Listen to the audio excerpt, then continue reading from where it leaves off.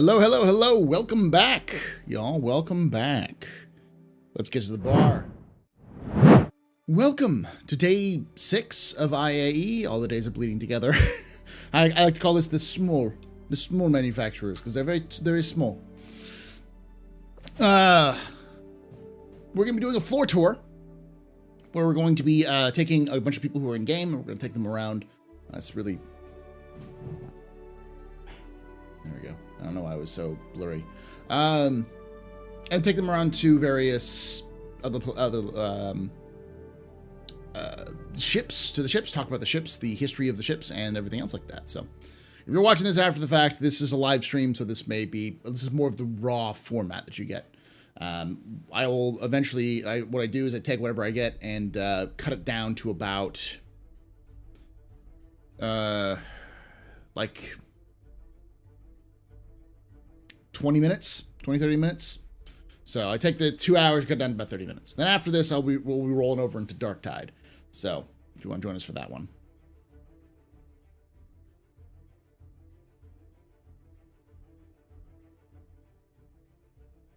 Hey, Alex, Mook, QPan. I did have something interesting. Someone passively aggressively posted on one of the videos that this wasn't gameplay. They said, "Oh, I would like to see the gameplay that's in the title, smiley face," which I fucking hate smiley faces. If you give me a smiley face, I'm just gonna ban you or block you. Just like that kind of like fuck you. And for some reason, I think it's more of a passive aggressive thing I've noticed from Europeans. Europeans tend to do it more often. You know what I mean, QPen, Salty, and Vivi. And Darj. It's the like I'm gonna be smug about some shit and like what I'm saying. Now chat's poking the bear. But I've noticed that a lot when someone thinks they have you dead to rights and are being smug about something. Now everyone's just gonna post smiley faces. How about I'm gonna good break? My brain no work. It's a break from work, but not a break from content. So, but I'm enjoying myself. I'm like, it's breakneck what I'm doing, but I'm enjoying myself for what it's worth. Cisano. But the whole point of that, like when I saw that, my thought was, this is gameplay. You know, like you could be passive aggressive all you want about that shit, but like this is gameplay. Am I going out hunting bounty hunters or mining or trading? No, but a lot of Star Citizen's gameplay isn't about the game loops. It's about the things you do in the game. It's a sandbox game. Hey, you're right. Yeah, you're right. I'm not gonna have the meeting today, obviously, because I'm doing stuff. I mean, I understand that there is gameplay that needs to happen. There are gameplay loops, obviously. Like, this isn't all of Star Citizen. But to argue that this isn't gameplay is shit. It's garbage. It's a shit take. That's like saying anyone doing anything, any kind of event in game isn't gameplay. It is gameplay. It may not be the gameplay you want to see, but it's gameplay. Yeah, get in the server now and start heading to New Babbage. Do that. Yeah. Let me know when you get back out. I don't think Mike would disagree with me on that. And if he does, I think he's wrong. Because, quite frankly, this game is a sandbox. And at the end of the day, it depends on what you do with it. Yes, there are other aspects that need to get added. But that wasn't the argument. The argument the guy was making was like, this isn't gameplay. And it is gameplay. I am in game, and I am touring people around and talking to them, and they're doing things or talking. That is gameplay. How you doing? Almost the end of the IAE. Is it, though? Is it? We still have 3 days left after this. All right, I got you, Darsh.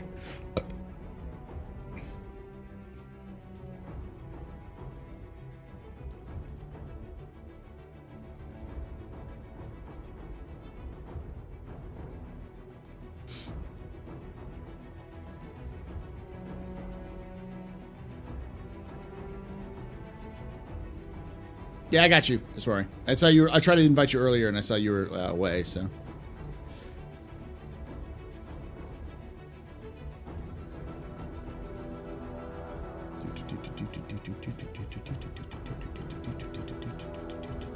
finding all the people I see in menus and inviting them. All right. Nice.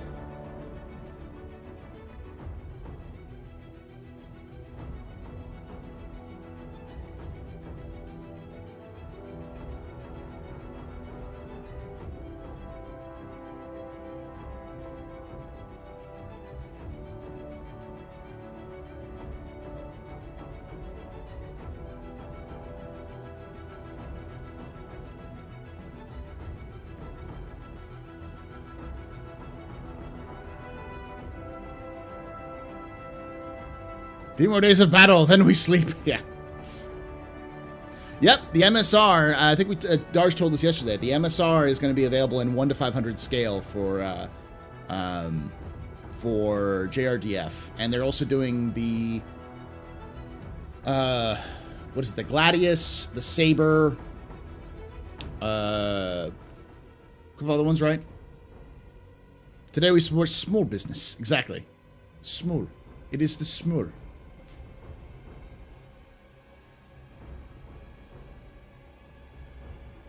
Saber, Gladius, Vanguard, and Cuddy Blue. Oh, nice. Yes. Must protect. Happy Turkey Day Eve. Hey, Black, how you doing, buddy?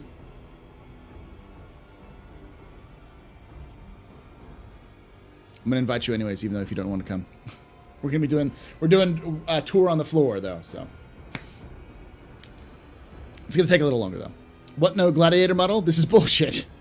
Listen, everyone knows, Alexander, that the gladiator is literally not only in reality but in lore the whipping child of the UEE of Star Citizen. It is the absolute redheaded stepchild that just gets its shit kicked out of it by everyone.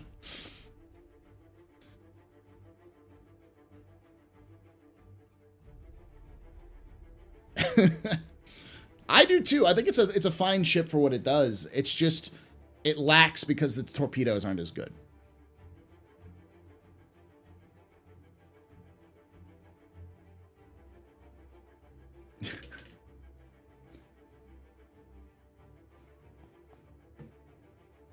I will say I've noticed a little bit more of a strange new go-to complaint that I've seen. There's three major ones. I had a conversation on Twitter with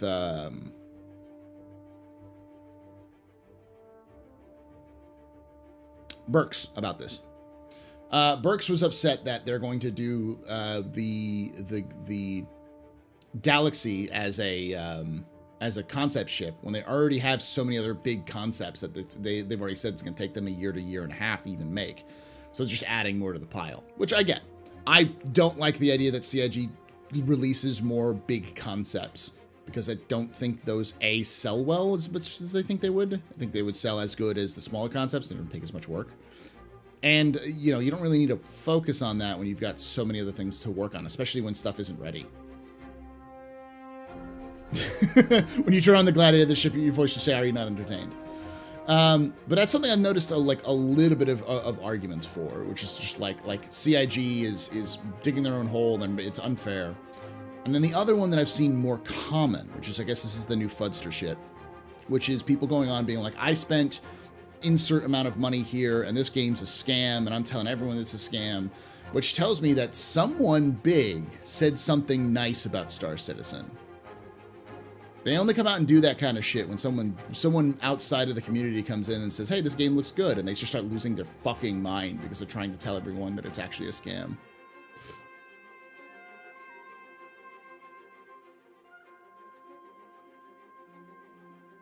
Yeah, I got you. That's the one that I've seen more often.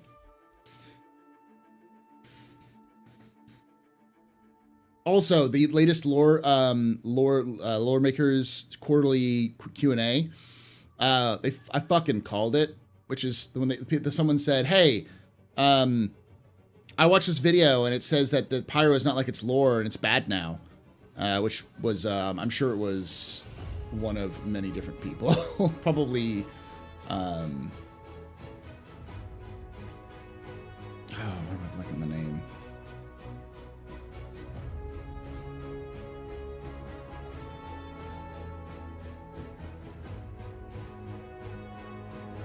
Oh, those aren't pyro crabs, but yes, I saw the crabs in pyro. Those are not baby pyro crabs. Those are Thorshoe gray pyro crabs. Thorshoe gray crabs.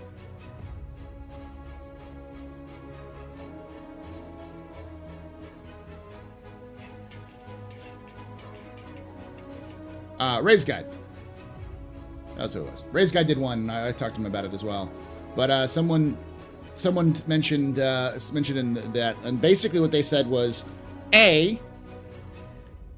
pyro changes because the original idea that was we wanted to come up with explanation as to why people wouldn't go to these planets, and now that we can, we have to change some of those ideas, which is exactly what I fucking said.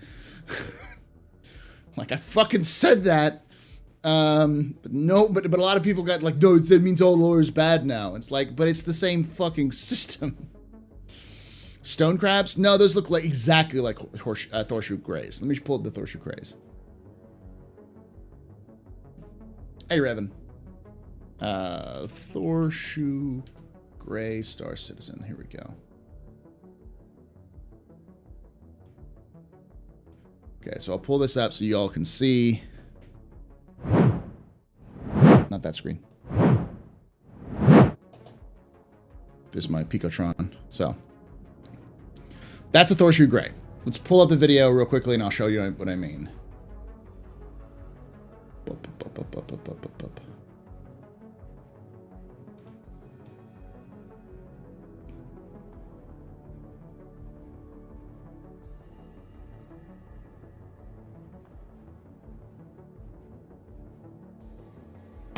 Now, a local. So that's what it looks like, right? So here's the video. Let's move to the part where they actually have the crabs. It's a good spot right here.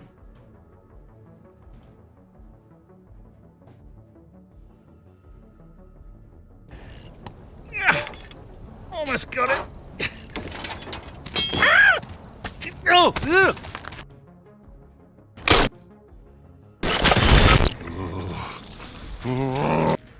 see? Okay, you see that right there? See how it's angled and everything like that with its claws in front?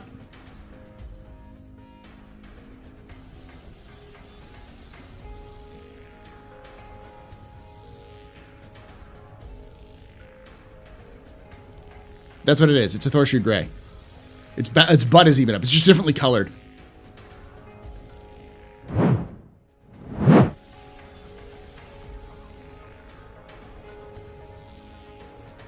We've known about Thorshoe grays for a bit though, so.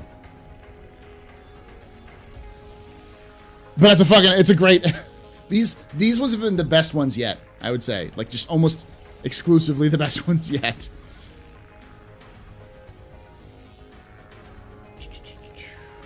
Thought I saw that. Where are you? Shampasta, invite. Scissors, invite. There we go. No.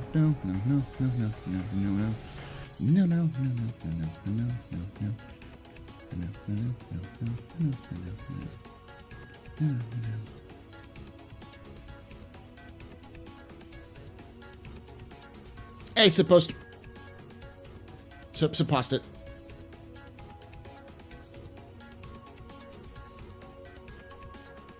Start of the crab dance video. We do need that to be changed. You have crabs, yeah. Well, there's also the pyro crab, which is actually known as the whip crab, which exists.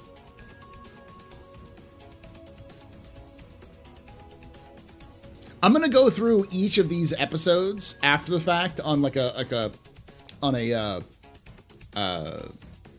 is it? The office hours next week.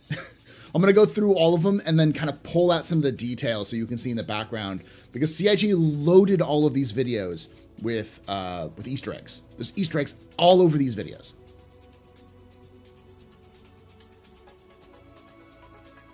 He had 2.5 million people watching live. Yeah, that's nothing.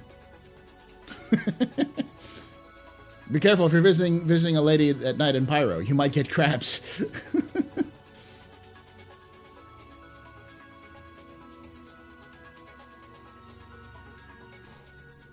Round of beers for everybody. Okay, there we go. I'm also run one more ad while we're waiting. Because we've been about 20 minutes, so I'm going to start us up. Stop over here.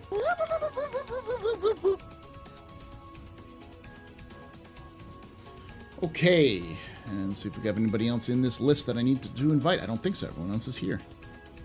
Boop, boop. All right. Also, how is anyone salty about the lore changes in alpha? As if nothing will change to literally make the game. Well, there's a couple people who are arguing with me. It's like, you know, Paul, you're just defending this because you still make lore videos and you want people to watch your videos. It's like, well, yes, that's true, but it doesn't matter because the lore is going to, if the lore changes, I can make more videos about how the lore has changed. Lore is just, it's a work in progress as much as anything else, but the basics are still there. Right, I will definitely tune in, or your ship might. You've seen none of them? Okay, I'm going to go over them on Thursday. Next Thursday. Not this Thursday, next Thursday. Just because so we can have the whole gamut so we can pull out all of the information.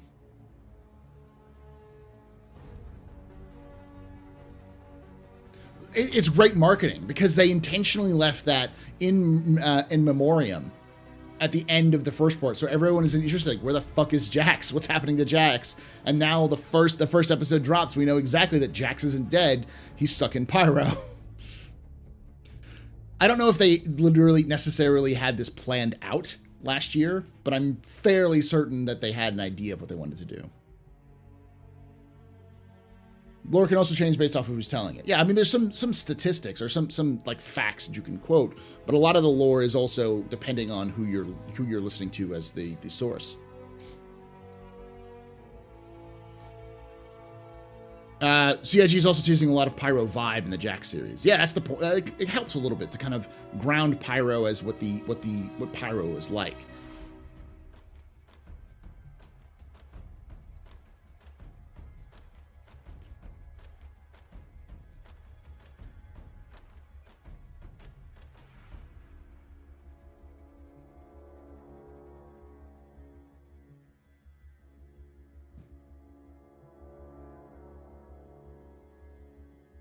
Yes, they're making the people living in Pyro feel like people, because they are. Like, this is the thing I try to emphasize, but a lot of people don't get, is that it's not a black and white universe. It's shades of gray. So there's a lot of people who live in Pyro who just don't want to be in the UEE for many different reasons, because they're a bunch of effectively like Nuva, whatever, fascist, semi-authoritarian regimes still. It has some oligarchy shit all sprinkled all over it. The fact that it's in the middle of a war, the fact that it might actually not be politically aligned to who they are. It could just be that it's just expensive, and going off to Pyro is cheaper to live, and it's easy. You can find yourself. Maybe someone wants to get away from all of it and go out into the black, like Jax, to kind of find themselves. There's lots of reasons why people live in places like Pyro, because Pyro is very much the Wild West. Someone in my Discord was like, "This doesn't feel like Mad Max; it feels like the Wild West." It's like, well, it's a little bit of both. Not everyone's there to eat you, but there are definitely people who will eat you.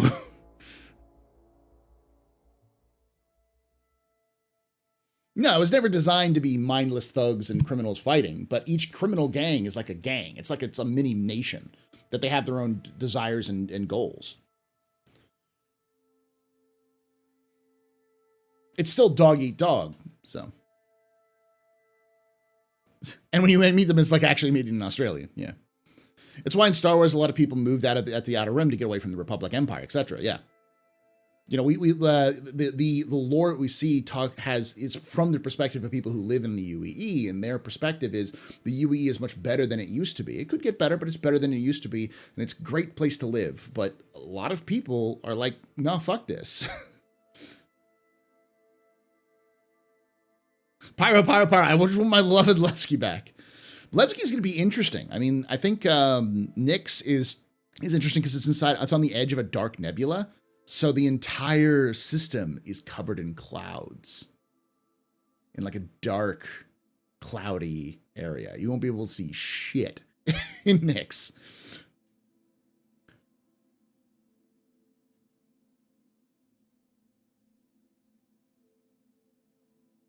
So it's always going to be like when you land on planets, it's going to be like the atmosphere may because there's no atmospheric planets on Pyro that we or on Nyx that we know of. They may change that because they want to make it more interesting, but I don't think they will. I think Pyro was the main reason why they wanted to do it, but Nyx they're going to make it a little bit more resource rich, but they're also going to make it try to make it still that isolated vibe, because that's kind of the vibe that Nyx was supposed to go for. It's so remote and so kind of out there. There's no real reason to go there.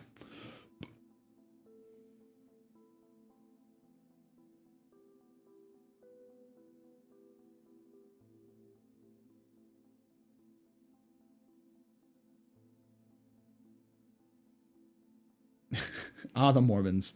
Not really Mormon vibe, much more like hippie commune vibe. Hippie commune, but with guns.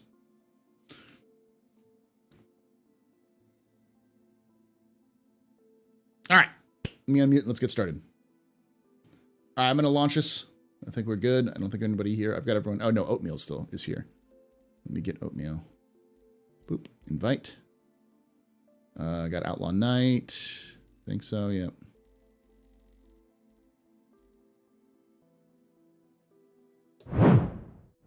Can't log in right now. It's all right. That's an epic burp there, Darsh. Excuse me. I'm gonna invite Shimpasta one more time because I know Shimpasta said he wanted on. No, they want on.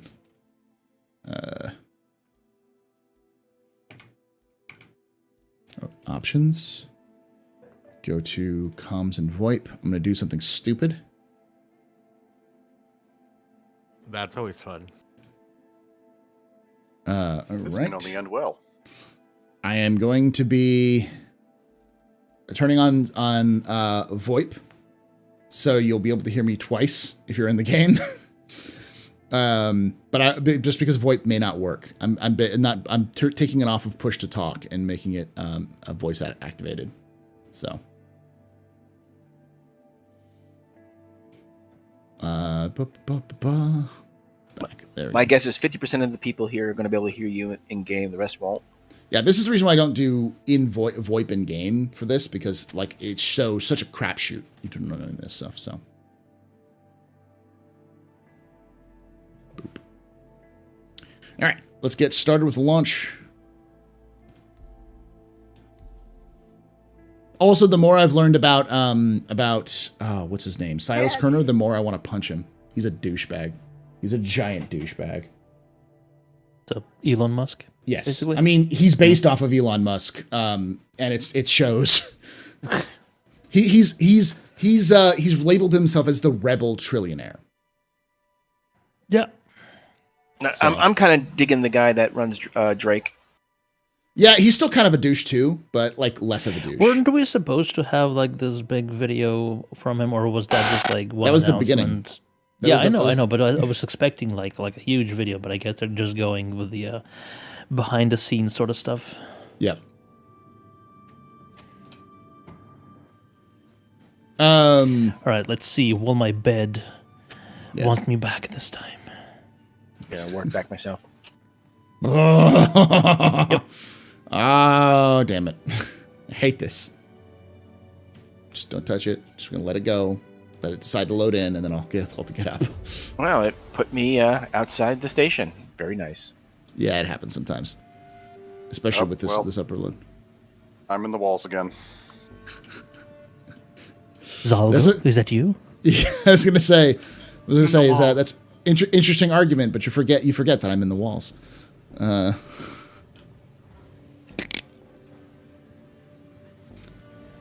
All right, Backspace Express. Yeah, or just log out and log back in. Veer? If you went off the wrong. I'll try that. I'll try logging in. Because I've had that happen before, where like I just logged out before I fell down and then logged back in and it got me back in.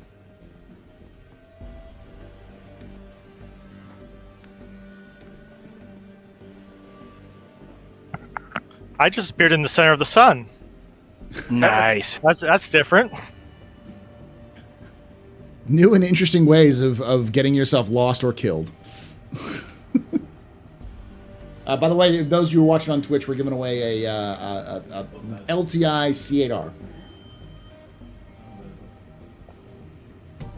Which I assume is going to be on sale until the 30th. So, the 31st. Yeah, the 30th.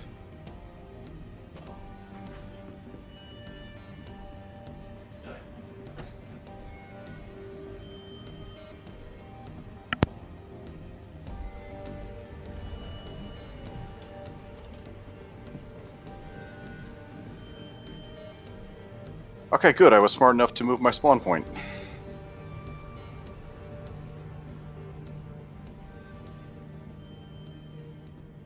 Drycon, no!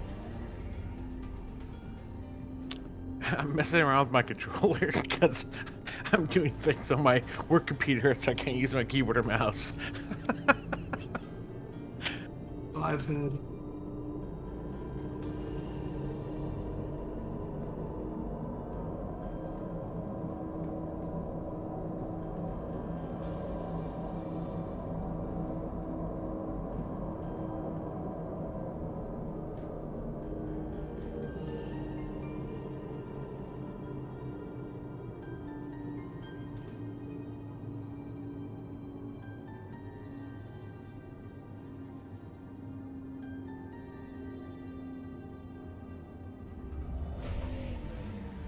All right.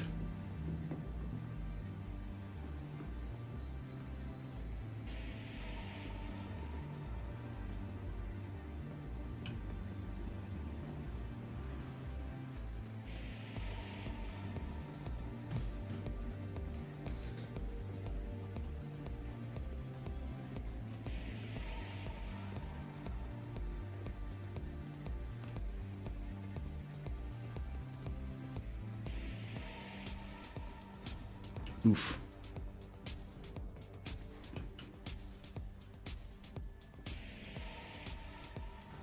Hey, Gen Crab Shop.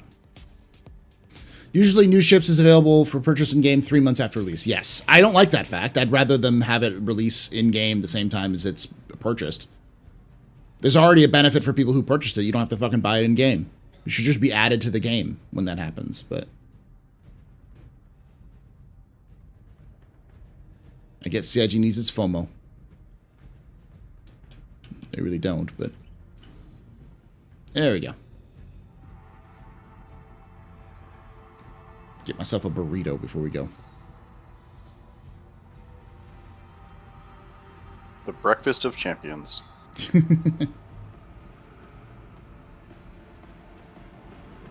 This is interesting. Are the Merlins out here? Yeah, the Merlins are out here because they're too small to put in one of the big side rooms, and downstairs is filled with vehicles, so they just don't have space for them.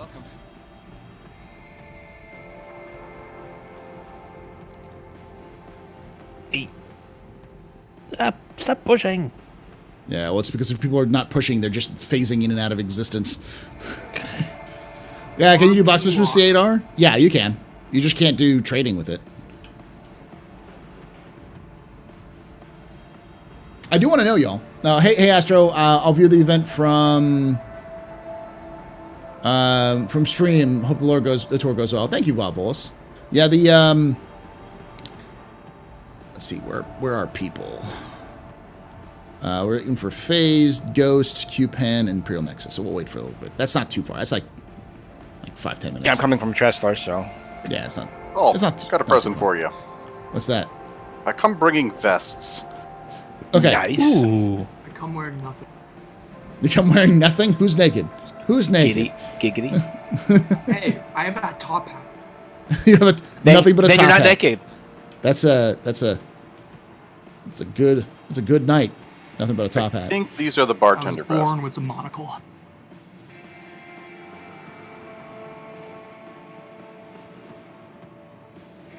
There we go.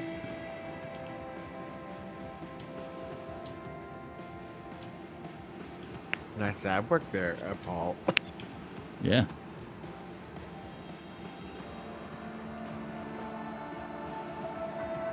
Where are And there's a backup one for you too, because Star Citizen. I'll take it.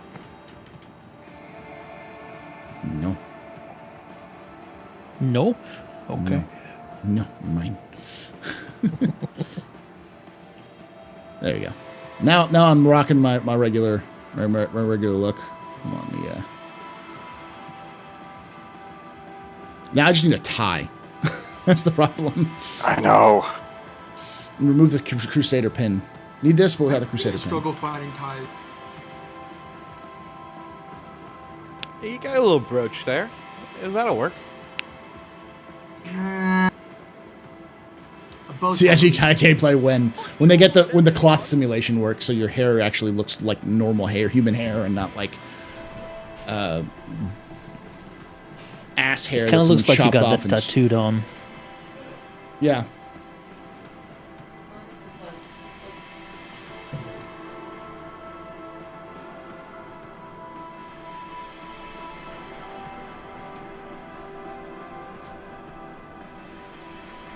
I'll have to pick up some bartender shirts the next Nine Tails lockdown. Yeah.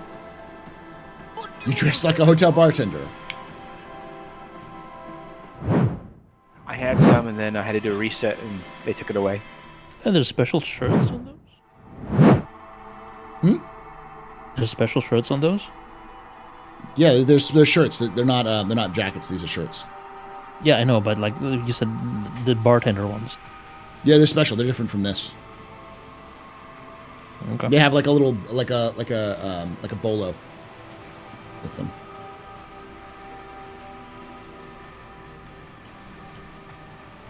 Breed simulation first. Crusader tour guide on Argo Day. Yeah.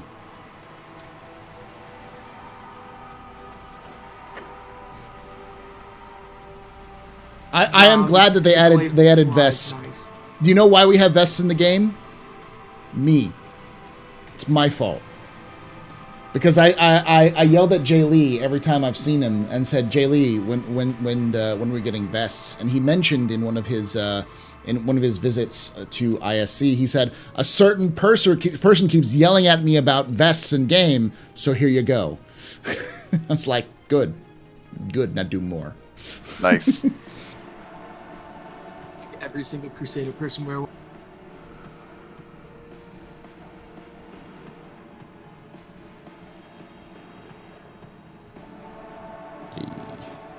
All right, I'm going to be right back, chat. Those of you watching this on YouTube now or after the fact, mute until I come back. Just trust me on this one. Yes. Be right back. It begins. True.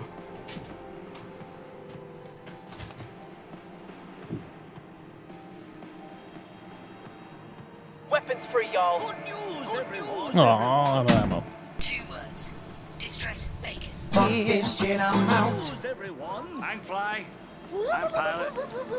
Drugs. She does well, if you have coin. I'm Fly. I'm Distress Pilot. bacon. Everyone? It was just an old-fashioned cowboy. He fucked up. Bounty hunting is a complicated profession. I have the stream low, and I can still hear it. Bounty hunting is a complicated profession. It's leaking. Ditto.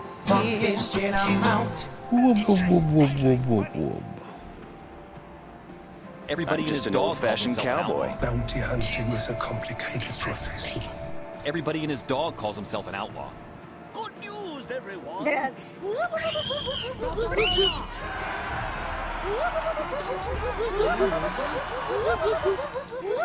Weapons free, y'all. I'm just an old-fashioned cowboy. I'm just an old-fashioned cowboy. 2 words. Distress bacon. Distress bacon. Bounty hunting is a complicated profession. I'm Fly. I'm Pilot.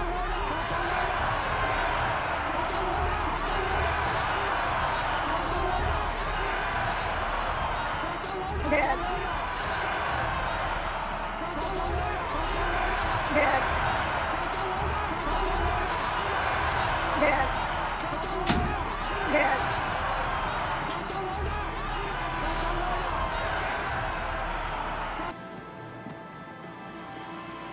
There we go. So turn everything off.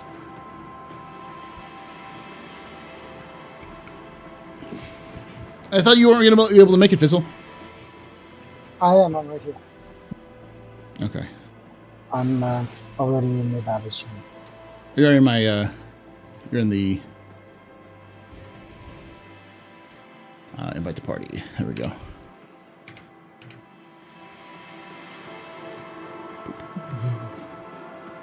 So yeah, we got a couple people we're waiting for, so we'll be good. Yeah, we're good. We'll just wait for a few more minutes. Hey, me and Ghost are on the train right now.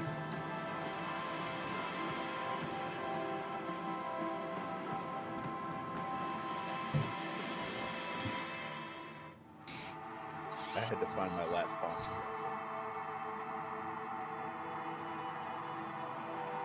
Wrong way, Ghost. Oh yeah. We got one more stop.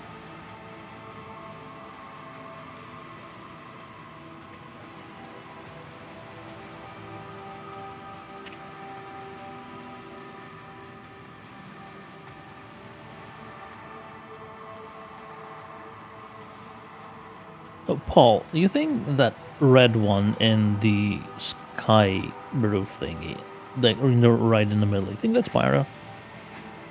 Yeah, probably. That is, actually, I think Yeah.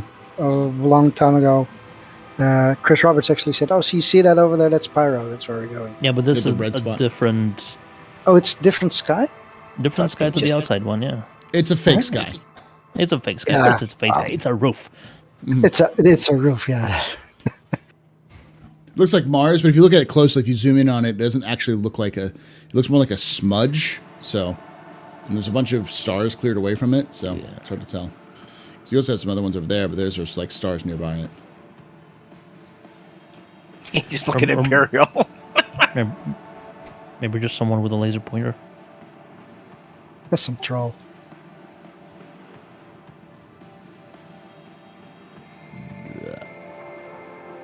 All right. You got yourself a Merlin today. Nice. You all hear me in game too? Speak. Talking in game. I went to the wrong. Talking in game. Yes. Talking. Yeah. Okay, yeah, good. yeah. I went to the wrong expo. God damn it. Comic-Con is not in Stanton. Come on, man. It's not what the So, hell? get in. We're already going to Cinefault. That's interesting that they put the Merlin, the Archimedes out here next to the food stand. They could at least have turned the engines on so you can warm up your burrito on them. Exactly. Radiation burrito. Or perpetually warm.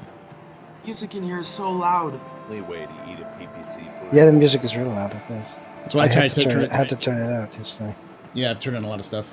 So. And this music is, since it's ambient diegetic, it's not in the music channel, it's I in the know. sound effect channel. Getting malding about it.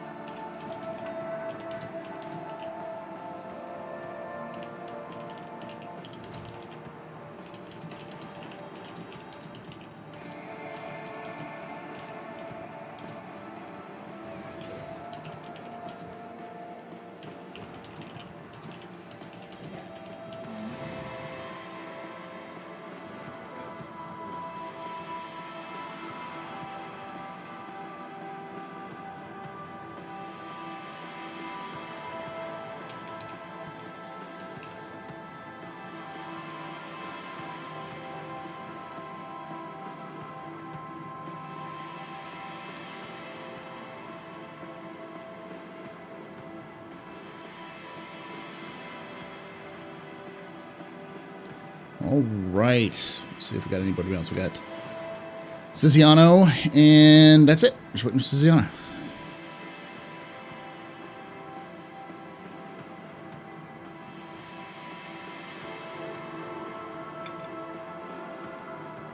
Hey, Paul, and hey, everyone. Happy Thanksgiving to all. I think it may the Drake Mule Crane to lift me after tomorrow's feasting.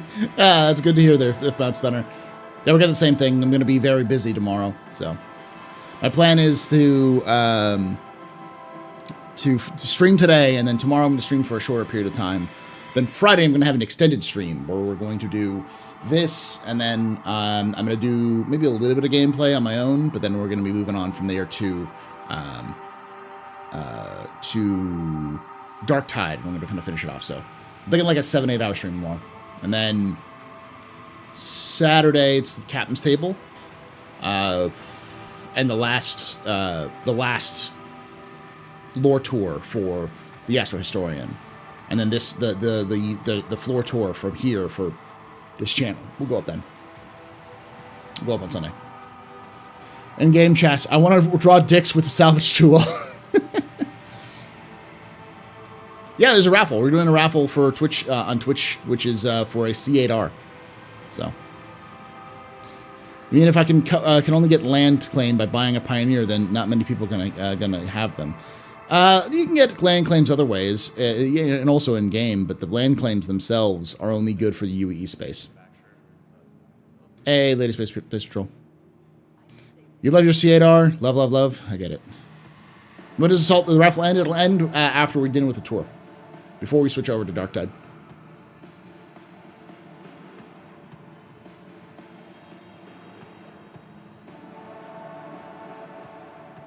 Ah, Sazam is almost here.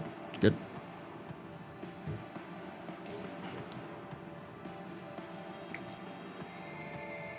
I'm gonna run an ad real quick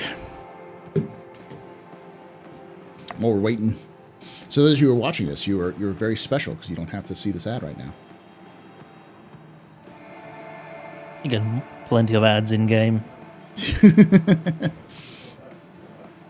Like this entire thing is one big ad, so yeah. I kind of like that though. I kind of like the idea that it's one big ad. It'd be kind of cool. I mean, I also think that CIG is going to have to they don't want to do this, and I know they don't. They want to do something else other than this. But eventually, they're going to have to replace this hallway. They're going to have to give each conference hall each different design, not just textures. Different design. Yeah. Because the Drake Hall and the Origin Hall should look completely different. Yes, but I mean the architecture of each of these. The landing zone. These centers. Halls. Yeah. Yeah, they should be just very different from one another. Drake should just be on the Kraken. Like all the ships, put him on a Kraken. Have the Kraken as the venue. Yeah. Super Kraken. That's what it should be for Defense Con, really. Put parked outside. Yeah. They kind of did that when they first announced the Kraken.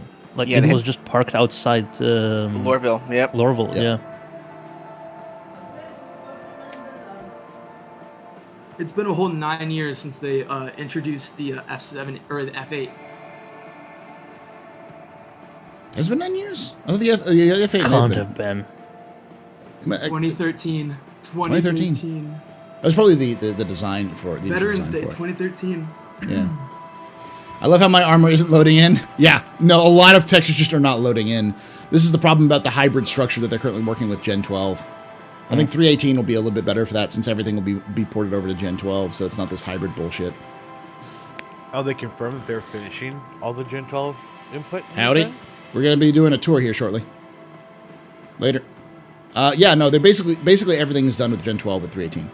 There may be some small minor additions, but all the major stuff is being ported over. That doesn't mean that you're getting Vulcan, but Vulcan's being worked on at the same time. So. Well, yeah, I know Vulcan down the road, but good. That means we get a new Moby Glass 3.18 too. No, probably not until 3.19 would be my guess. But I mean, they talked about the new has nothing to do with Vulcan. That's yeah. No, but it's getting rid of the flash that's inside the game. Yeah, Vulcan like Spock, exactly. Yeah. So I'm sure that the Vulcan is in reference to many things, like Spock, but also the god of creation, on the Greek god of creation. No, it's Roman god of creation. He was Hephaestus in Greek. Yeah. But it's a open source rendering software or API, rendering API, which it's an API, yeah. Which it's basically. Go ahead. It's the one that talks directly to the GPU instead of to the drivers and then to the GPU. It's a successor to OpenGL, correct? Yes, it's to OpenGL. Yeah. But it was at one point mostly owned by, like, most of the responsibility was done by AMD. So AMD kind of took on as their API, even though it's not theirs. It's OpenGL. You know, it's an open source if I remember correctly. So.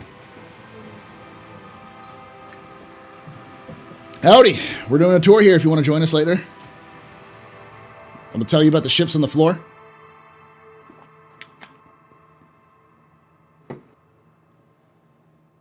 Oh, are you joining us? Awesome. Note that I'm also recording this, so you'll be on YouTube if you want to follow with us.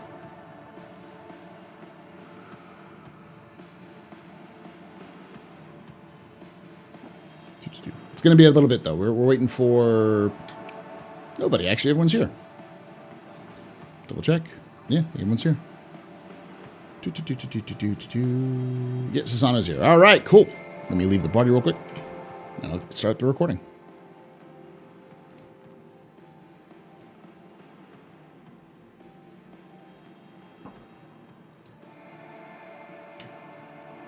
All right.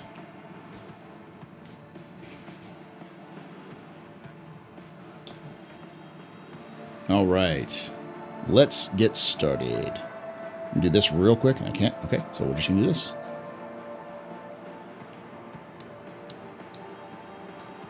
If you're not here, say something.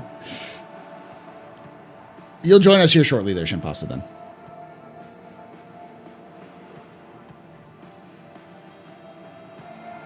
Welcome back to the floor of IAE 2952. We are doing our floor tours. These are tours where I go around with these wonderful folks. Say hi to the folks at home here with waves and whatever emotes you want to do. Where I take these folks on a tour of the floor here at IAE to talk about the ships, the ship manufacturers, a little bit about the history, a little bit about what they are, to give you kind of a context for what's available here on the floor for everyone. So if you are enjoying this, make sure that you are hitting that subscribe button, hit like the video, and of course, the little bell icon to know exactly when these come out. And we'd love to see you come down here and join these wonderful folks every day of the IAE from 3 p.m. Eastern onwards. So come on and join us. With that being said, let's talk about the small manufacturers, I believe it is Argo, Consolidated Outland, Grey Cat, and Kruger Intergalactic here on the floor today. So, a little background for y'all. We've got, let's start with Argo. So Argo is actually one of the older companies in the verse. It is only beat out by RSI for its age. That's how old it is. It was first founded in, I believe, 2258. I'm going to double check with my notes. 2243. 2243, founded before the UNE was even formed, and was originally founded as a train company. That's right, trains. They worked on maglev trains, helping to build the founder, who was named Alana Redmond. She worked on as an engineer on the train, just like her mother did before her. But during a stop-off, because the maglev system that she worked on, called the Trans-Am, the Trans-American, was ancient by the time she started working on it. It was falling apart, and most people were going to space travel, because space travel was cheap and affordable by that time. But on a stop, when they were trying to do some maintenance on the track, she kind of glanced over and saw a piece of scrap metal that had fallen off, that had been welded to the track itself, and noticed that it looked fairly similar to any of the patches that normally would happen. So she had an idea to build a device that would lay down scrap metal over, scan the tracks ahead, lay down scrap metal when the train would go over it, and let the train's magnetic coils crush the metal into its the weld to kind of fix it on the go. And this was so well that she basically became the #1 train, supplier or kind of train accessory thing overnight. Eventually, she used that money to invest in buying a car making company from Japan that just made like maglev cars. And over time, Argo became the biggest manufacturer in the verse. Gentlemen? All right. For trains, the biggest on Earth. And from there, they built the first train on Mars. And from there, they built. They've continued forward to build more and more stuff. They began to specialize in infrastructure. Now, the one thing that was, no matter how good they got at making, the one thing that slowed them down was the process of taking the freight from the trains and putting them on ships, and taking them from the ships and putting it on trains. And it wasn't the trains' fault; it was the ships. So they bought a struggling shuttle company and built what they called the orbital utility craft, the orbital utility craft was made. The orbital utility craft, which is the predecessor to the modern MPUV. It was so popular, people were trying to do their best to extend the lifespan of them once they stopped selling them, because the whole purpose of it was to a ship that would effectively take train cars, pick them up and carry them to orbit, and then put them onto ships at space stations. So but it was getting old. It wasn't working properly. A lot of they had to continue to change out like the locks, the docking mechanisms. So what Argo did was create their own spacecraft to future-proof it, called the MPUV. And since then, they've built nothing. It's pivoted away from trains, though I think they still do make trains, and built ships that are designed to improve the infrastructure. So with that, let's go look at the oldest and I think the best ship in the Argo lineup, the Multi-Purpose Utility Vehicle, or the MPUV. Come with me. The king. It is the king of the last year's ship showdown. The king in orange. The king in orange. So, this is the MPUV. The MPUV, Multi-Purpose Utility Vehicle, is designed as a Swiss Army knife of ships. Built sometime before 2665, this ship is designed to be we call this the MPUV cargo, but in reality, this is just an MPUV with a cargo module. There's a lock system. If you look at the very top here, it's hard to tell if you look through here, kind of in the back. You can kind of see like a little circular dock. These are designed to swap out these middle modules for whatever you want instead. They have modules for personnel. They have modules for repair, for mining, for search and rescue, what have you. So these, because they're cheap and easy to make, they're basically just a spaceship with a frame with engines and hydrogen tanks, because it doesn't actually have a quantum drive. It's fairly simple design. These are everywhere as a result. You see them all over the verse. The UAE Navy has made a standard for every single capital ship to have at least one of these in their on their capital ships. Every station has one, if not a fleet of these, to help pull cargo off of larger freights that they may not have the ability to dock and transfer cargo. And this is likely the first ship you will ever fly if you're starting to learn. If you go to, like, say, a class, the class will likely have, or the company that you're taking the class from will likely have a fleet of Argo MPUVs that you use to train to learn how to fly on, because they're just so simple. And if you break them, they're pretty easy to fix or replace because they're so cheap. So that's the MPUV. From the MPUV, let's go on and talk about the Mole.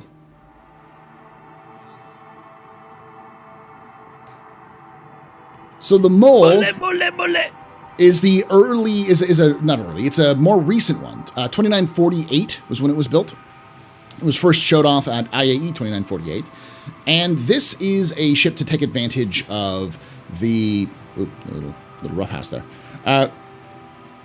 This was a ship to take advantage of the kind of independent mining boom that was going on at the end of the 2940s. It is designed as a multi-person miner in a kind of unique way. It uses upgraded mining heads compared to the Prospector and has 3 separate mining kind of beams.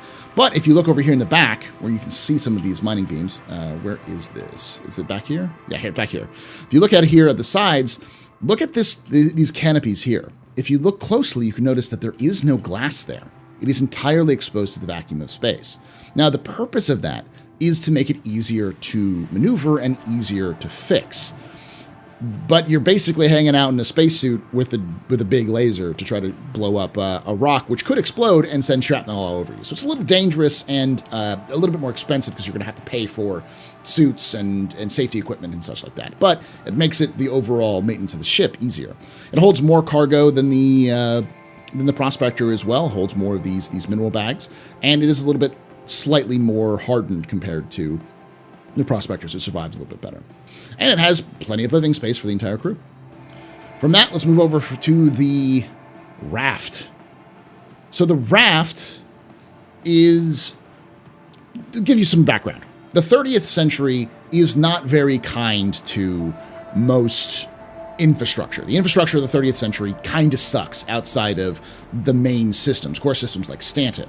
So most places are lucky to even have a pad that can support a ship heavier than an Aurora, let alone a full-fledged like loading bay, docking cranes and such, or loading cranes and such.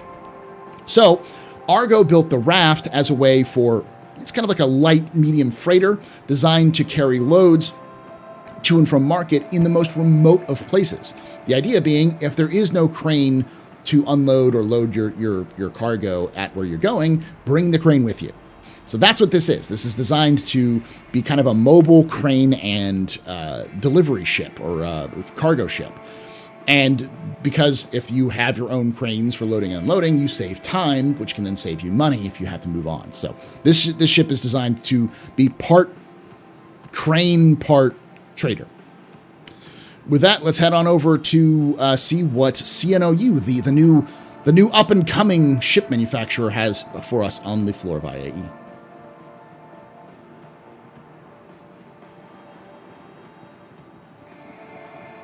How does the weight of ship matter for the pad when you're in 0G?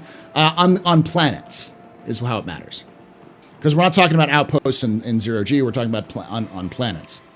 You need to have a solid surface that's level and that's even and, usually pretty heavy. They're, well maintained. All right, here we are at the CNOU, the Consolidated Outland floor. Let's stop here and I'll talk to you a little bit about the Consolidated Outland in general. So Consolidated Outland was founded, we don't know exactly when, but likely in the 30th century, by the quote-unquote rebel trillionaire Silas Kerner. Now, Silas Kerner is a member of the Kerner family who is, he was born a billionaire as it was, and his whole family were some of the first families on the planet of Rytif with the settlement of Stulfer. They were one of the founding families of Bremen. As such, they made a killing during the First Tavaran War when Bremen became the breadbasket of the UAE. They just had all of the money because they owned all the land. So since then, at the precocious age of 16, Silas managed to make a good investment on a communications company that took off, and then made it again when he invested in Earth Seafood, which was a craze that kicked off shortly afterwards. So he went from being a humble billionaire to a trillionaire by the time he was 18.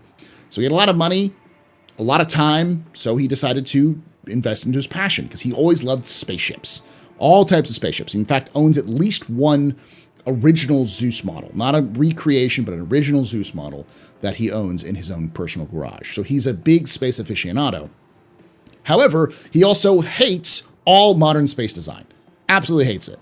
So when he started to found his own company, Consolidated Outland, set in Bremen, his goal was to unseat RSI and become the new great leader of innovation for space travel and technology. As a result, when he founded Consolidated Outland, he didn't really have a lot of knowledge of what he was doing. So he hired a bunch of people to help him make what are called third-party conversion kits. If you've seen the Idris K, that is a third-party conversion kit. If you have in fact, the most famous conversion kit is actually made by Consolidated Outland. Back in 2943, there was a sale of conversion kits from the F-7C to the F-7A, the military version of the Hornet. That conversion kit is made by Consolidated Outland. That was the kit that got them the know-how and the money to invest in developing their first spaceship, which was the Mustang. Since then, they've been on the rise, getting more and more ambitious, and are still kind of in the up-and-comers of the verse. So, from that, let's go on over to the very first ship they ever made, the Mustang.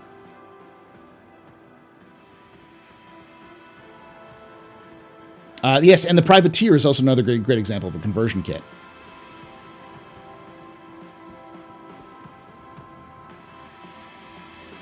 All right, here we go. Meet the Mustang Alpha. So the Mustang Alpha is the basic package that you get when you play Star Citizen. If you just get the Mustang, this is what you get. It is a rugged ship for what it does. It's fairly weak compared to the Aurora, but it has one more SCU of cargo and has a little bit better weapons loadout. I think the Aurora can have a bit, almost the same, but this one starts off with size 2 weapons in comparison. The one thing it doesn't have is a bed, which the Aurora does. So this is a ship that is designed to focus mostly on short range and system-wide travel and experience. But it's the starter basic version. This was the one that Silas Kerner hoped to unseat the Aurora as the primary starter ship for people in the verse. Over here is the Delta. So they made several variants other than the Alpha. This is a specific militia variant designed to function with those on the frontier. Obviously designed with people like the Bremen Defense Force in mind, his hometown defense force as it was. This ship is a lightweight ship, which has an additional attachment point to Hurston Dynamics rocket pods, which you can use as dumbfire. But otherwise, it's pretty much the same, except for you see these little patterns on here. This is a specific stealth and like painting armor that is designed by Consolidated Outland. I forgot the name of it or what it's called, but it's designed specifically to kind of lower your signature while also being a little bit more protective. So it's kind of an up-armored, up-gunned version of the Mustang. Now from here, let's go talk about the Beta, the exploration variant. The Bangstang. The Bangstang, though I personally prefer the original Beta, not the current prison Stang that it is now. So this is the Beta. The Beta is the exploration variant. It has a slightly larger fuel capacity compared to the other variants, and it has a bed. If you look back there, there's a little door you can get in and go all the way back there. There is a small habitation, though it is very Spartan in its appearance. But that's its main purpose. It is designed for you to go a little bit further out in the black as you need to if you really want to experience space travel. Let's see if we can get in the back. No, it doesn't work unless you do that. But that is the Beta. And the last variant is the Gamma. So the Gamma was built as a racing variant. It actually has an additional engine. Where is that additional engine? Right here at the top. Right here. That is an engine. So it has an additional engine and an additional, I want to say scoop, like ram scoop. So it can be a little bit faster than its cousins. It is a little bit faster and a little bit more, it has a little bit better acceleration than the other Mustangs out there. That's its main difference. Now, from the Mustangs series, let's go to the Nomad series. So the Nomad is an interesting thing. It's very unique. It was built with the idea of these hover skids in mind. Rather than having traditional landing gear, they decided to go for more hover tech. Now, this has a couple of different advantages and disadvantages. The advantage is you don't need really clean ground to land this thing on because the hover will take care of most of those issues. But at the same time, it's a fairly difficult ship to, like, if the things malfunction or it gets a bit too high, if there's a bug in game, then it's much more difficult to get into. The other kind of disadvantage this has is that instead of having a closed cockpit, cargo bay. It has an open cargo bay. It's kind of a flatbed truck. Now, this flatbed truck was designed to be able to carry a small vehicle or about 24 SCU of cargo. And if you look above here, you can see little nozzles in the little top wing there. That is actually a tractor beam up there. That's designed as a tractor beam to be able to load and unload cargo. It also has a little small habitation inside. But this is kind of like a step between your starter ships, your first ship in the verse, and the more profession starter ships like the Hull B or the Freelancer. A little bit in between, so if you have a little bit of extra cash, you can get it. And it has that unique open back module. Now, with that all being said, let's go down and let's go over and talk about Kruger a little bit before we can continue on. Follow me.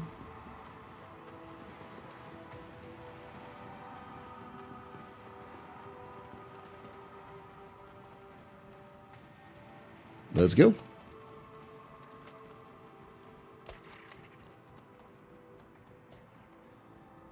Vulcan is derived from and built upon components from AMD's Mantle API, which was donated by AMD to Kronos with the intent of giving Kronos Foundation on which they could build a low-end API, low-level API that could standardize across the industry. Okay, thank you. I knew it was something like that. AMD had a heavy involvement in it. I remember when they changed it from Vulcan from Mantle to Vulcan. So I remember that.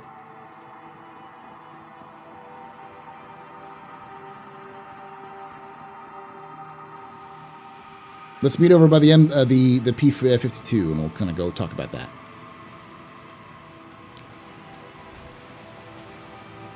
So this is what's on offer from Kruger Intergalactic. Let's give you a little bit of a concept of what Kruger is. Now, Kruger is one of the newer companies, but it's also one of the smaller offerings for ships, but it's also one of the larger and more important ships or companies in the verse. Kruger Intergalactic started life as a parts manufacturer in the system of Magnus on Berea, the planet Berea, which is currently the headquarters of Drake Interplanetary. But Kruger started there as a parts manufacturer, which they did pretty well. They made everything from the firing pins of the P-8 up to the large capital ship components or pieces of capital ships that needed to be built. And when Magnus began to decline after the military left the system, Kruger tried to stick into it. They said they would never leave it. It was their hometown, but a major pirate raid on one of their shipments that delayed an important shipment to RSI, risked their contract with RSI, so they decided to move to the recently opened system of Castra. So there they opened up a factory in Castra, and from there they became they started continued on as normal. It was there that a kind of an infamous conversation took place. Some executives were having a board meeting, and one executive joked that Kruger makes all the parts of a gun except for the gun itself, which got them talking and discussing, and they decided to greenlit a project to make a gun in-house, entirely in-house.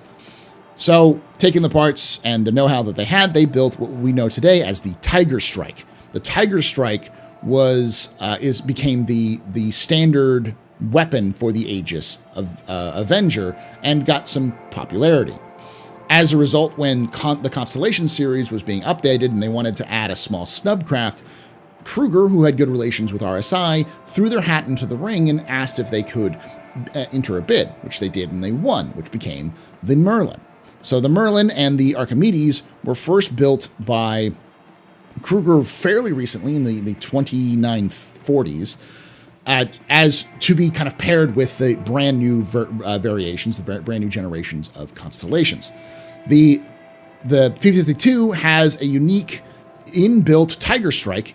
It's kind of a miniaturized Tiger Strike on the front, and has some two size 1 weapons on the mounts on the side.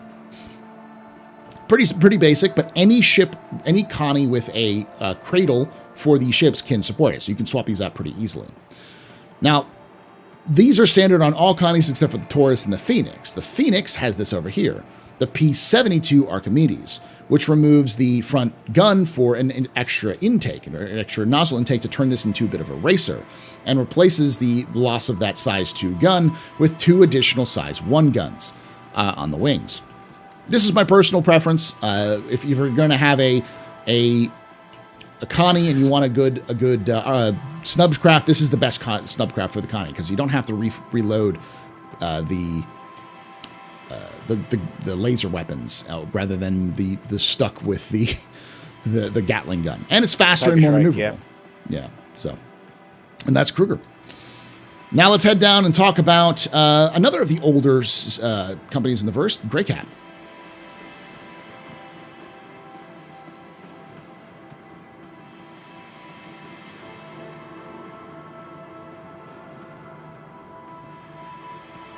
Is that the Archimedes a good snub ship for other ships as well? Pretty good, yeah. I think if you're going to go with the best snub ship is for its size is probably the Pisces, but the best snub ship for its combat capability would definitely be the Archimedes. All right, let's go over to Grey Cat and we'll talk about the hover quad.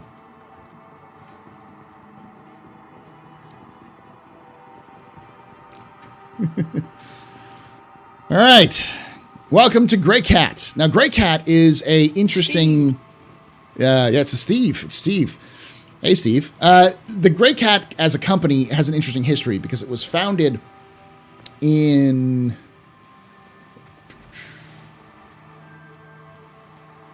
Where are you?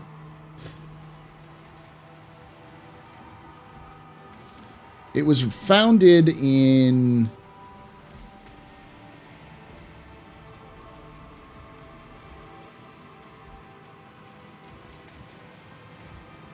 2337. So it's a little bit younger than the current, than Argo, but not by much. And it was founded by a man by the name of Otis Broussard on Mars as a mining company. Now, it did okay under Otis, but it really took off with his daughter Pippa took over. She wanted to take advantage of the newly formed UNE and the newly terraformed Croshaw system to open up a new factory in the Croshaw system. But she needed someone to help her kind of design new materials for it. Because A, she wanted to kind of get out of Seoul and get into like the new markets, but she also wanted to get away from her father, who was, even though no longer the CEO, was still the chairman of the board.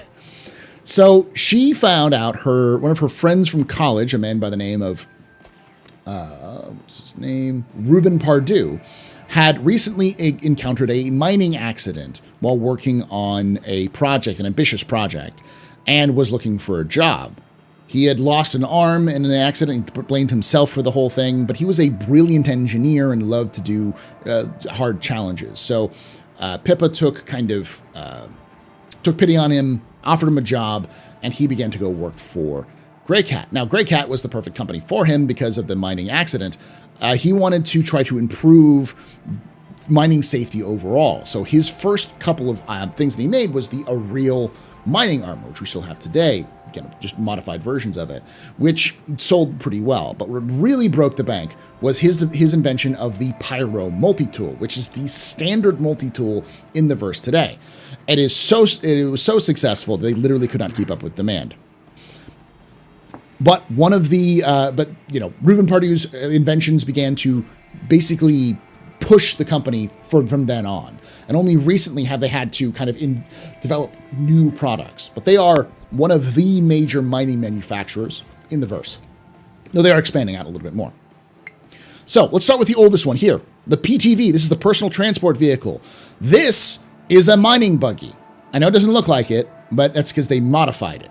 The original mining buggy had a top, so this area here was closed off with an armored roof. And it was supposed to be small enough to be able to fit into most small mines and to allow for some protection if someone had to escape from a collapse, a cave-in. But it was so fun when they were building the actual models on the floor, factory workers began to take completed models and take them for a test drive on the factory floors themselves. And people had so much fun with it, kind of driving up and down, that they realized they could turn this into more of a commercial vehicle as well. So they removed the heavy top to make it a little bit lighter, and they started to sell it to the civilian market as everything from frontier kind of vehicle to something you drive in the busy streets of a main system. And is probably still the most popular Grey Cat product outside of the Pyro multi-tool. After that, let's go over here and talk about the Rock. So the remote ore collector was built shortly after the PTV saw its initial implementation. And the idea was to kind of find a middle ground between the hand miner and the large ship miners, something that was more efficient, that didn't require a lot of fuel, but could still do well. And so the Rock was created to fit in most cargo bays of kind of medium to large ships, while also being more efficient than a large miner and more powerful than a small miner. It works well enough that it actually spawned the Rock DS, which is kind of a dual seat version to allow for a more precise operator to tackle things while driver is driving around. Now, the most recent offering, and one of two new vehicles, which is going to be coming out into the verse, is the Grey Cat STV, or the Sport Transport Vehicle, or known as the STV, aka Steve. The Steve is designed for recreation. It is the first vehicle that they created outside of the PTV, though the PTV was originally a mining cart, effectively. It's the first mining or non-mining vehicle from the ground up to be built by Grey Cat, and its cousin, the Utility Transport Vehicle, or the UTV, will be released shortly in the near future. This was just released this year. From all of these different vehicles, let's go talk about the little medical there. Oh, he's alive. Okay, good. Let's go talk about the other ground vehicle that's on display, the Hover Quad. Wouldn't be an IAE without a casualty. Yeah. So the Consolidated Outlands Hover Quad was built alongside the Nomad. It was designed to be kind of partnered with the Nomad. It uses the same technology developed for the hover skids of the Nomad to create kind of a open-topped racer snubcraft. This can be used in space and on ground, and it has been very fun. It has a lot of utility of the Dragonfly, but it's a little bit faster, a little bit nimbler than the Dragonfly. So it's kind of a good middle ground between, say, something like a Nox or an X1 and the Dragonfly, while still being useful for off-roading. It's still a little bit faster and a little bit more sporty. Now, that's everything that is available here on the floor. Let's go over and look at what's going to be available in the near future. Come with me. These NPCs are cowering in fear in front of the mighty Steve. The mighty Steve. All right, here we go. This is the SRV. I don't remember the name. The Argo SRV. This is the space tow truck. This is kind of the ultimate evolution of the MPUV. This was designed to be more specialized, a little bit more expensive to maintain and operate than the MPUV, but has a lot more specialization when it comes to its giant tractor beam. It's effectively a cockpit with a massive tractor array. It's something that's big enough to even hold a medium ship in quantum. It can also carry ships, or anything, any like cargo and such, from ground to space with its large tractor array, which has a little more gimbal, so you can use it in different ways. So the SRV is currently in development. It will be released here shortly. It's actually in the process of being finished, and will kind of spell a brand new way of dealing with search and rescue and salvage in the near future. From there, let's go over and talk about the change of base building in the verse, the Pioneer. So the Pioneer is the second ship that Consolidated Outland ever built. It was inspired, honestly, by the factories of Bremen. So they wanted to try to improve, Silas Kerner and his team wanted to try to improve the ability for people to be in remote areas. They wanted to create something that could allow people to live on the frontier, but the problem is that most frontier outposts are built bespoke. They have some prefabs you can purchase, but you have to purchase them and then you have to assemble them yourselves on the frontier. So it requires a large cargo bay to be able to go to those areas. So it maybe require multiple trips. So you may be living out of a ship for a very long time if you want to live out in the frontier, or build a new outpost for any venture that you want to do, business, scientific, whatever. So the concept was, what if we bring the factory to the location? And that is what the Pioneer is. It is, like I said, inspired and designed very similarly to the factories of Bremen, where the Mustang is made. So you can think of this as a flying Mustang factory, but designed to build outposts. It is very anticipated. Not many ships have been built because, again, it's a very big ship, and Consolidated Outland is very small. They still have a difficult time keeping up with this. But that is it for here on the floor of IAE. Let's come on over here. Come on over.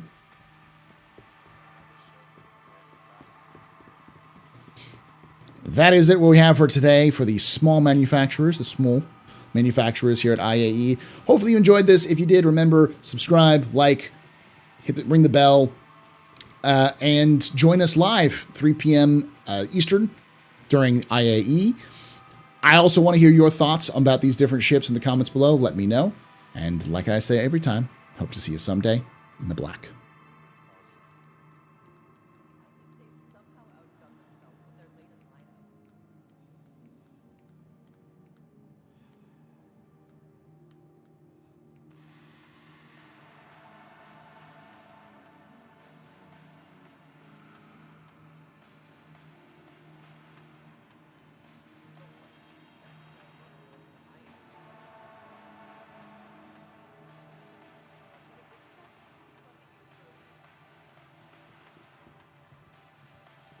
All right. That was just the end of the recording. Do y'all have any questions, chat, or anyone here have any questions about any of these ships or the companies?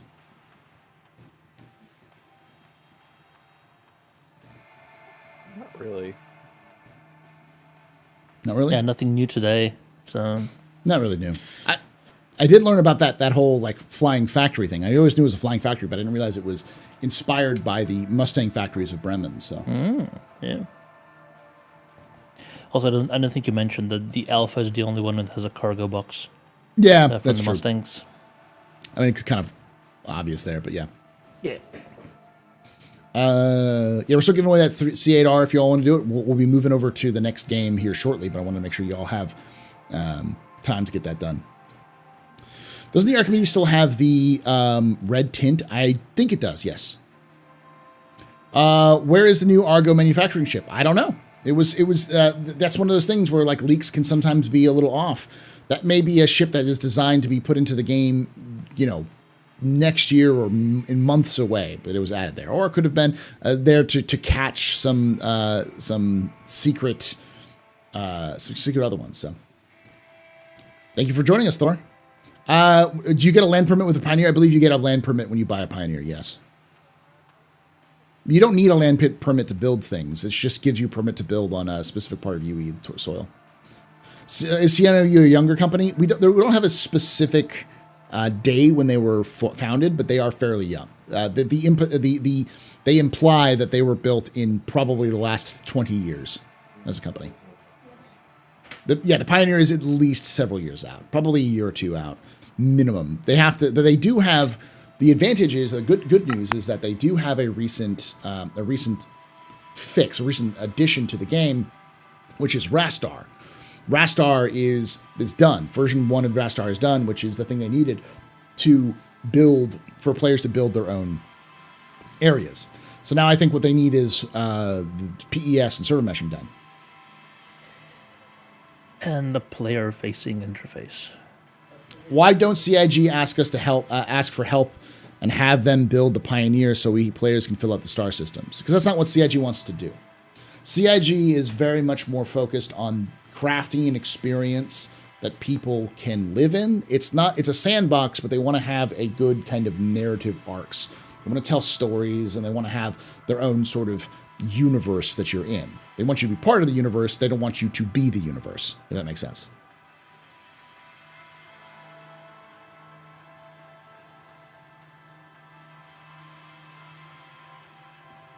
Rastar like GIS mapping data? I think so. Isn't 318 Evocati now? Yes, it's been in Evocati for a bit, apparently. I didn't realize that. I thought it was still, I thought it was, because usually you got a bunch of leaks, but I think all of the noise of IAE, has kind of hidden those leaks. So there'll be certain areas where you can buy properties and you can buy anywhere. Yeah, pretty much. So like the land claim is UEE. So any territory that's owned by the UEE, they may have areas that you can claim because it's UEE. But if you're in places like Pyro, which isn't claimed by the UEE, you don't need a land claim. You can just build there. But there may be some advantages to building in the UEE, like legal protections, being able to like just shoot on sight if someone walks onto your property and you're not getting fined or anything. So yeah, you have to be within the UEE territory. Not every system is UEE territory. Roughly next month is when they're expecting 318 to come out. That could be PTU. It could be full live. I think CIG said they want to get it by the early December. So my guess is the end of IAE, they'll try to push it into Wave 1 PTU. It's good. Do I have a podcast for lore? Yes. Yes, I do. It's called Lore Citizen. It's on the Astro Historian. Do you think CIG is going to do anything since Avocado's leaked content? No, not at all. They would have done it already.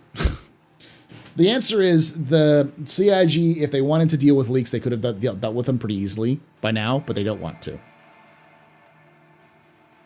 The main purpose of the Evocati that I can tell is that you can't stream or make YouTube content out of it because they didn't want to have like people sanctioned to do it. You can find it on YouTube, but it's under the same Amazon. It's under the same AstroPub podcasts on Spotify. I use that one. I just kind of put all of them up there for the audio stuff. So if you're looking for the audio stuff, it'll be there. But you can find it on the Astro Historian on YouTube. It's got its own playlist.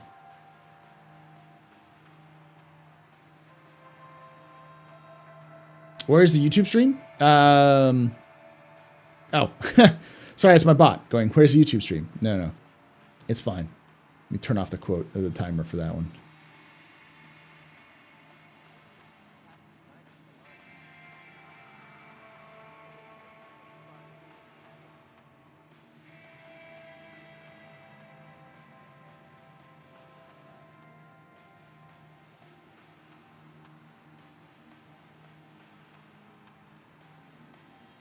Oh, yeah.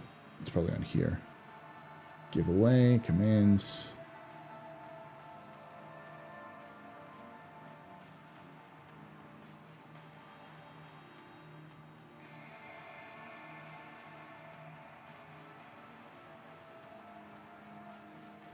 It should be in the links below if you're looking for the YouTube. Exclamation point AH,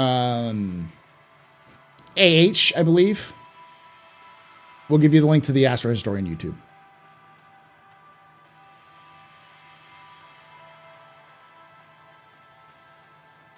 No, exclamation point lore. Exclamation point lore. That's what it is. Do you have an idea of what type of ship the Galaxy will be? Depends on if the leaks are right or not. Like I said, the leaks were wrong about the MCV, so it could be wrong about the Galaxy. We don't know.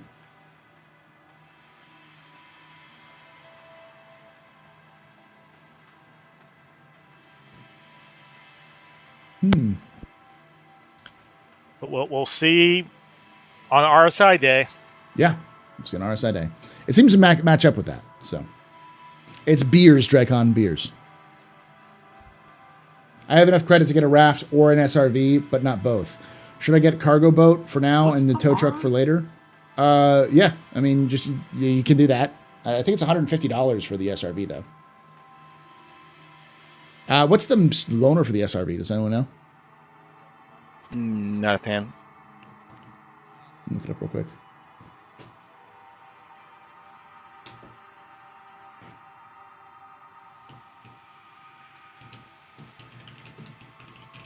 That's not a prospector, I think. It's a prospector, yep. Yeah. According to the Lunar Matrix. That's weird. Yeah, so not a cargo. If that back end is hangar opening, I fear for my wallet. For what?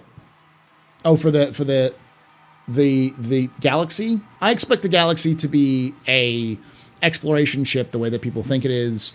I'm sure it's going to be something that's along the lines of the Carrack. Why would they make the Galaxy that overlaps and looks much like the Perseus? Because the Perseus is a combat ship and the Galaxy isn't. And the Perseus is also old as fuck. It is like ancient. The Perseus is literally the oldest ship in the game that we have access to. It was built 30 years before the Retaliator.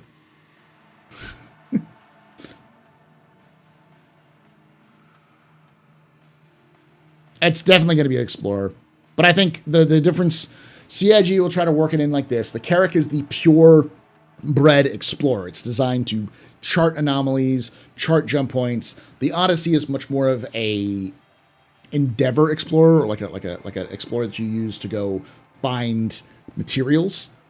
And then the or like you'll find mining areas or those sorts of things. Build a base somewhere. Whereas I'm sure the Galaxy will be somewhere in between, where it's not really designed as like pure exploration, but I'm sure it'll have some overlap with the Odyssey and the Carrack, where it may not have support for a ship, but it may have support for snubcraft. But it's also it's designed for other things. The Carrack is a stellar cartography ship, yeah. And the coolest before shields, lots of armor for the Perseus. Yes, it was built before there were shields that were built big enough for that patrol ship. It's also going to be bigger. The Perseus, if it's going to be a Carrack size, is much bigger than the Galaxy. If it's bigger than the size of the Carrack, is bigger than the Perseus, because the Perseus is tiny. It's not even. It's smaller than the Perseus is smaller than a Hammerhead. It just looks bigger. Do you have a purpose one day for a snubcraft? I think I'd recommend snubcrafts for people who want to be explorers or who want to go long distances and for their like travels and such. Snubcraft are designed to accentuate the role of the ship that you're flying. So if you're flying a combat ship, say you want to do Yar Har Fiddly Dee with the what is it, the Corsair, then you probably don't want a Pisces. You probably want a Archimedes in that thing.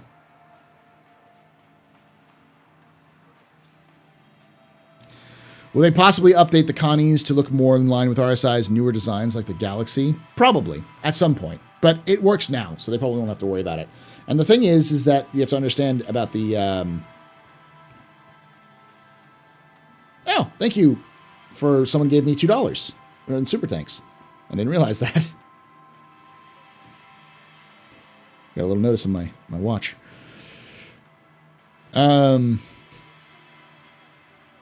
They definitely will update it, but it works for what it needs to work like right now, so they don't want to go back and redo it, because they could go back and rework everything. But I don't expect much of a rework for the ships that are already out, because all of them function. I do expect them probably, at best, we'll see them get a rework of an interior, but then we'll probably get another version of those ships later down the line. Yeah, slowly brought to gold standards. Like, we're probably going to get an interior rework of most of the older ships from before 2 years ago.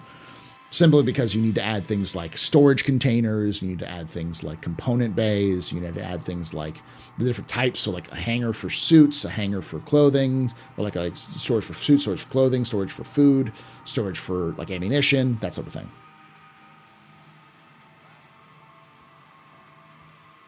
Do I have the lore for the Perseus? I do actually have an entire video done on the Astro Historian for the Perseus. Let me see if I can find it. I'll send it in.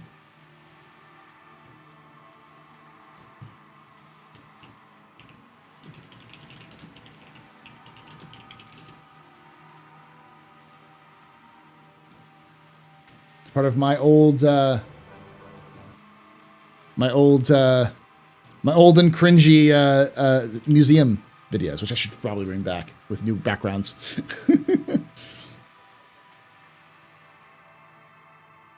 There you go.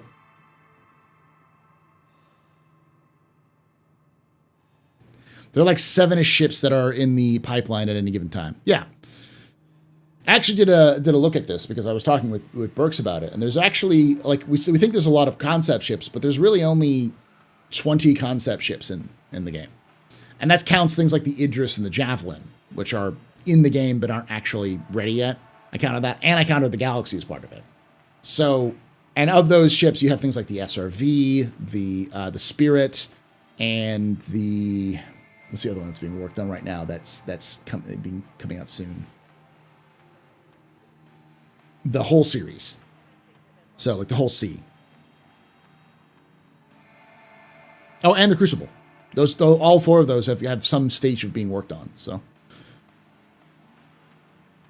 do you think the SRV will have any repair capability, even if it's just carrying supplies and hand repairs, or it's just tow truck? I think you'll be able to carry supplies for hand repairs, but I think it's mostly a tow truck. Nautilus is still in concept. Any of the larger combat ships, the Perseus, the Nautilus, the Polaris, those are still in concept. I wouldn't expect to see any of those soon. But is the Genesis in production? I didn't think the Genesis was in production. I thought it was still like kind of put off to the side. I know they're doing the C series though. I thought they had to redesign it. They may have to. Wondering if / what Paul Jones did with the Crucible reconcepting. I don't know. Yeah, I didn't think so. It's on the progress tracker. Okay. It may have been moved around. The spirits are being made. As far as I know, it's on the progress tracker. It's starting the process. I don't know if the Legionnaires. I wouldn't be surprised if the Legionnaire is in game by May, though. That's probably one of those ships that I'd expect to come in by Invictus. It's perfect for Invictus. If not this year, then next year. Did it say in production in the last IAE? Might have been an oversight, though. Yeah, it may have been. I'm right to assume the Idris P won't be shown in store. Is the OG concept image? Yes, that's the OG concept, which is different from it is now. If they get hacking in. Well, hacking was being worked on. Like, it wasn't like a... It was in the process. It's been in active development for a while. I'll be kicked from the server for 30 seconds. So I'm still here. Still here.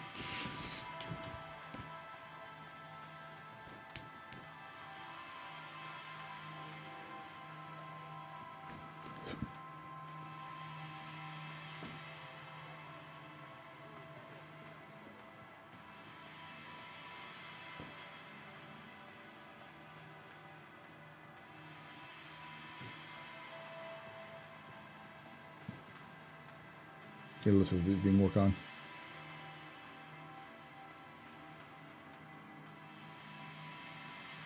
All right, I'm gonna go use the restroom, and when I come back, we'll be doing the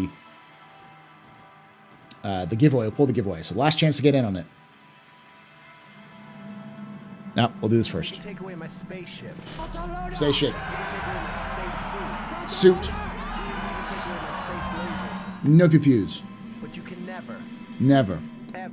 Ever. Take away my space game.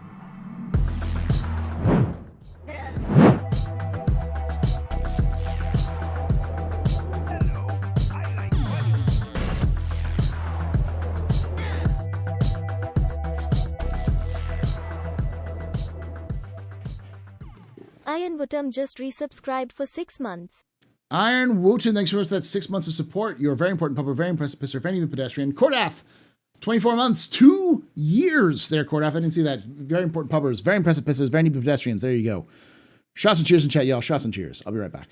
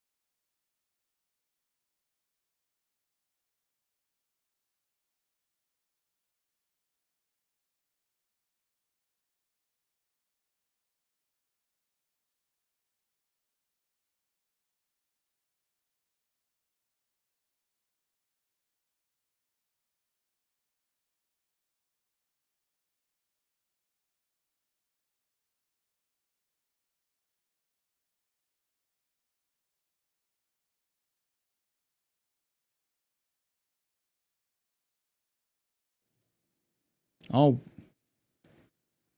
Okay. I'll have to ask for more people anyways. All right, y'all. Okay. Last chance to enter. I'm going to get off of this real quick.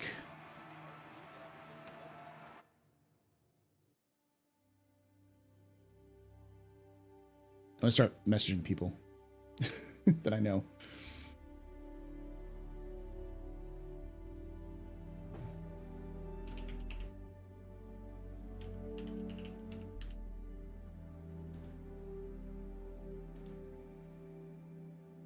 Where's execute?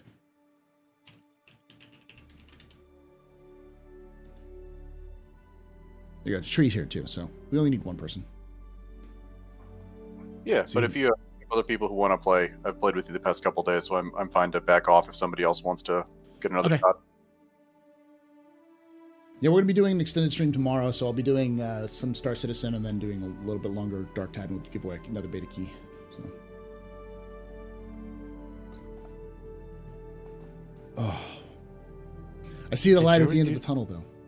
I see the light at the tunnel with the IAE. I only have, after today, I only have 1, 2, 3 more videos to make. So. Nice. Almost there.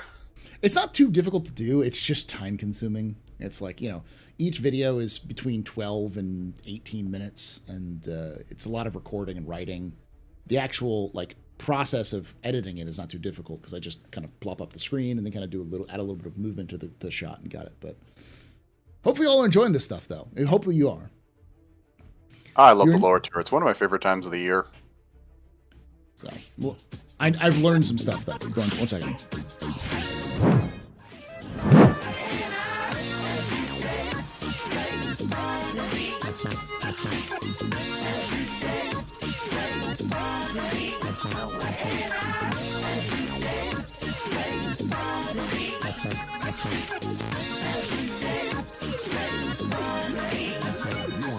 Mount_Stunner just gifted 5 subs.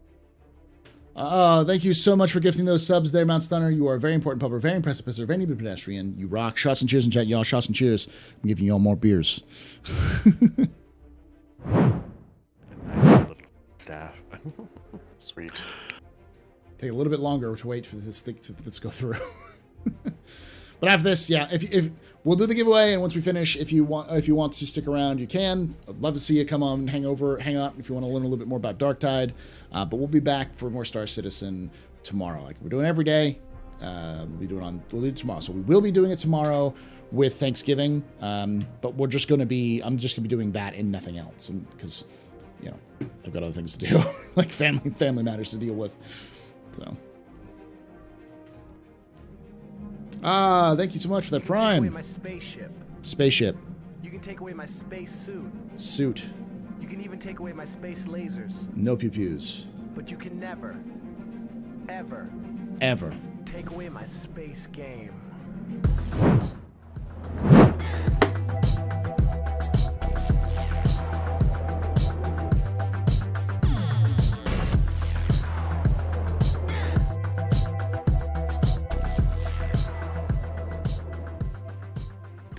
Maisal has subscribed. Thank you for subscribing for Twitch Prime there, Mesa. You are a very important pupper, very impressive pisser, very good pedestrian. This is your fault. You're the reason why Dragonite. Shots and cheers in chat, y'all. Shots and cheers. Gosh, I'm just gonna I keep giving out beers. I'm gonna have to call it at some point. Because more people are subscribing, doing other things, so. Guess because there's a hype train brewing, so.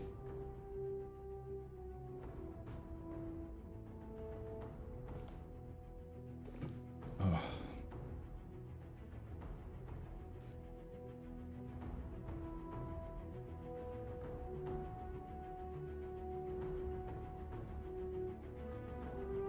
Stop abusing my bot, chat. Stop abusing my bot. I think things down a little bit. Yeah, I've learned from this that what I want to do, if I want to do stuff like this again, what I got to do is when they do the PTUs, where they do the runs of what's on the floor, I just spend that day, no matter what happens, I just spend that day to sit down and record every single floor that I can do, so that I can get absolutely all of it done beforehand. I get all the footage done beforehand. So when we actually get to the to the days of the release, I already have the footage and I have the recordings and I have all of the stuff ready to go. So yeah, it seemed like it was going a little bit smoother this year with that new process. Yeah. Hey guys. Hey. Hey X. Hey X. Halfway through a mission. This is my 100th mission. Nice. Congrats. Nice. Jonathan Wade, thank you so much for that VIP. Thank you for becoming a member on YouTube. Oh shit, you're streaming. I didn't even realize. Yeah. Now I have to put on pants, Paul. No, you don't. You're not on camera. Oh, okay. I know, you That's just what you visualize do. it. Just hold it in your head. Me with no pants. I don't want to. I'll vomit. Nightmares. Woo! Yeah.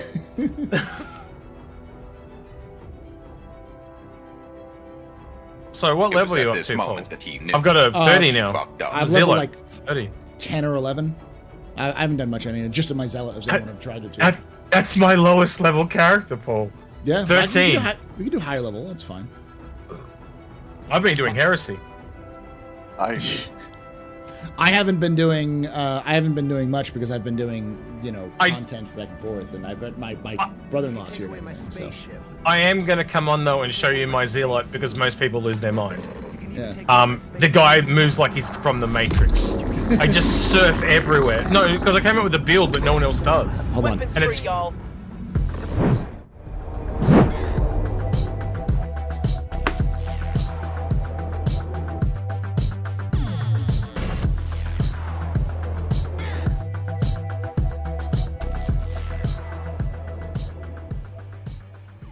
X_Striker_Gumman just resubscribed for 2 months. Let's do this. Thank you so much for that 2 months of support there. You are a very important pupper, very impressive pisser, very new pedestrian. This is your Follow the Reach One Dragon Knight. Shots and cheers in chat, y'all. Shots and cheers.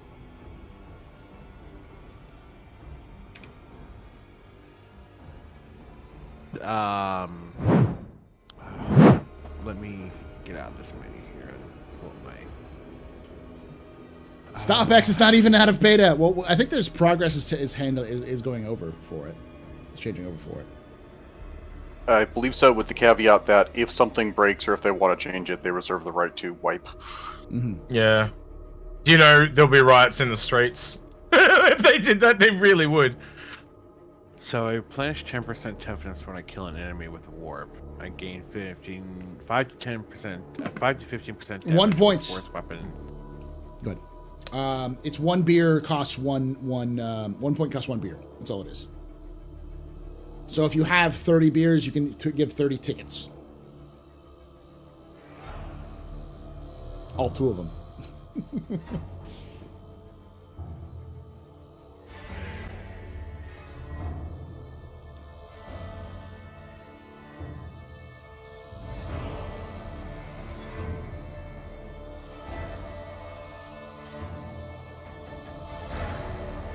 Agit as wares, if you have coin. Yeah, it's a little faster now. This is for a C8R. So for a LTI C8R.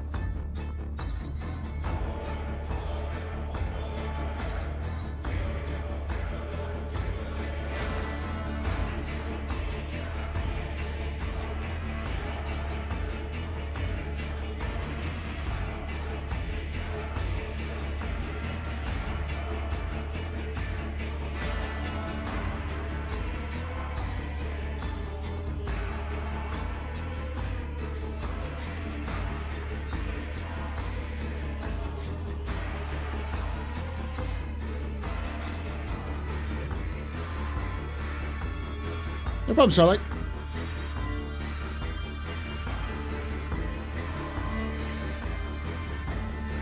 This music is fire. Love this song. Good stuff. All right. I'm going to close it because we got to get going. Good luck to everyone who entered.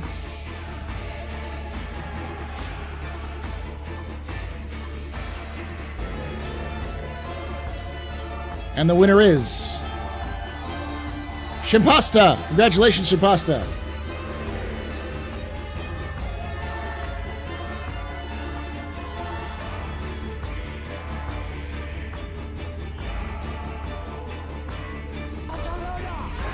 send me a message on Discord or through say, just give me your email where you want me to send it and I'll send it to you.